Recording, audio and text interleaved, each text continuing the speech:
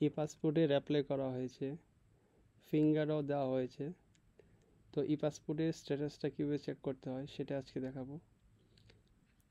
তো প্রথমে একটা ব্রাউজারে যাব, আমি লিখব ই পাসপোর্ট।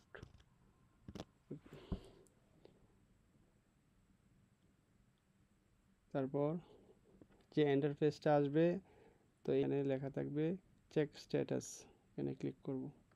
তারপর এই জায়গায় লিখতে হবে অ্যাপ্লিকেশন আইডি, জায়গায় লিখতে হবে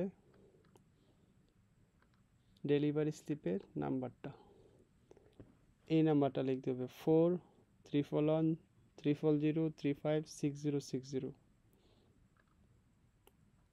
4113003506060।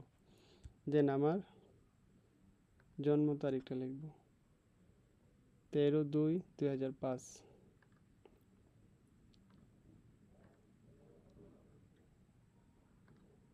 তেরো দুই 2005। এবার আমি এই জায়গায় একটা ক্লিক করব, আই এম এ হিউম্যান একটা ক্লিক করব।